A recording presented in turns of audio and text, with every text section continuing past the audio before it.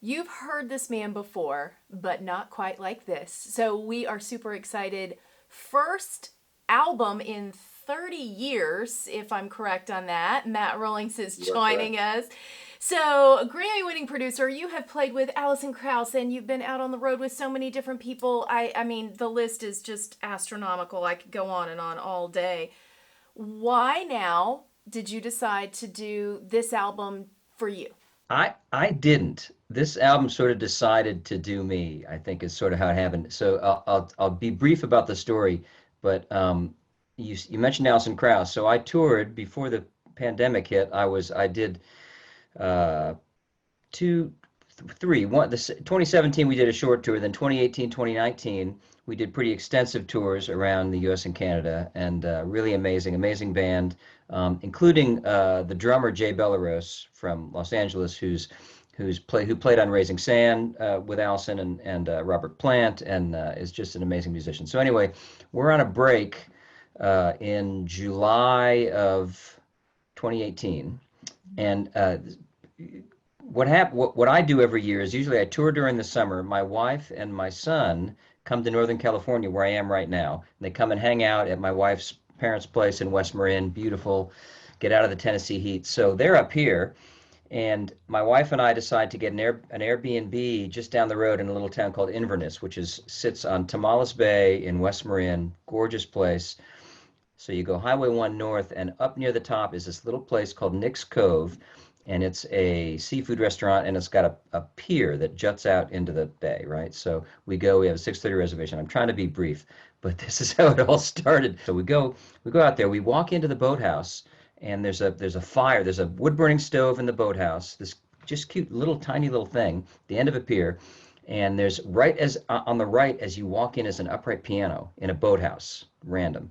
And there's this old guy, suspenders, buttoned up shirt, pressed jeans, old looking guy, sitting they have a long table, and he's sitting at the fire. He's got a sketchbook.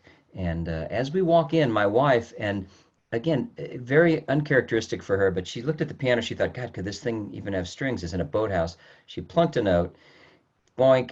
And this old guy turned around. He said, "Oh, you gonna play something?" And my wife says, "That's all I got." I said, "I'll play you something." So I just no bench. I stood at this piano, and I just started playing a little ragtime for this old guy. And he just lit up. It's like just the lights went on, and he started talking.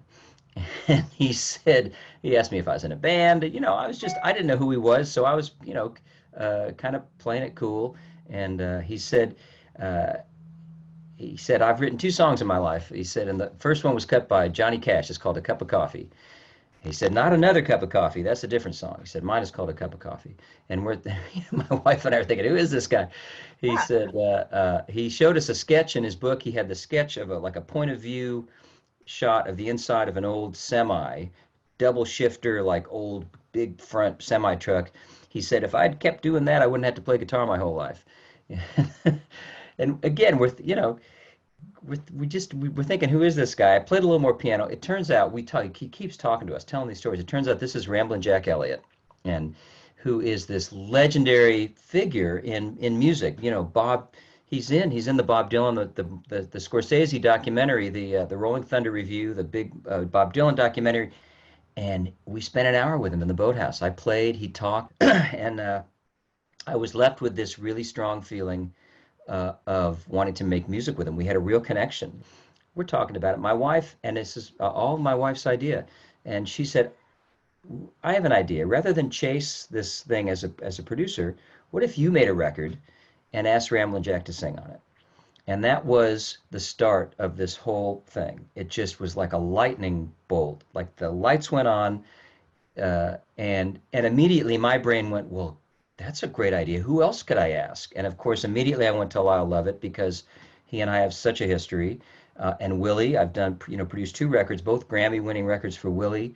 Um, and it just sort of tumbled out. And one by one, we started thinking of people who we could ask to record. Honestly, okay, my takeaway from all of this is number one, don't be afraid to try new things because here you are walking out on a place you'd never been before and you're having a date night with your wife, which is fantastic. Right. And then don't be afraid to talk to people too. I mean, what if you hadn't engaged in this conversation? I mean, think about how far this went into. We have an album, and you've got Willie Nelson and Lucas Nelson and Lyle Lovett, and I mean Vince Gill, all these people that are on this album, this piece of art that would have never happened had you not had that Yeah. conversation with Ramblin' Jack. I can look back on my life, and as I'm sure you can, and identify those little pivots where one seemingly innocuous or innocent thing opens up a whole world, right? Changes your life, you know? Thank you so much for sharing your story. Matt Rawlings' Mosaic is the name of the album. We're going to continue this conversation over on our YouTube channel, so check it out. Today in Nashville, you can find us on YouTube and hear more about this amazing story.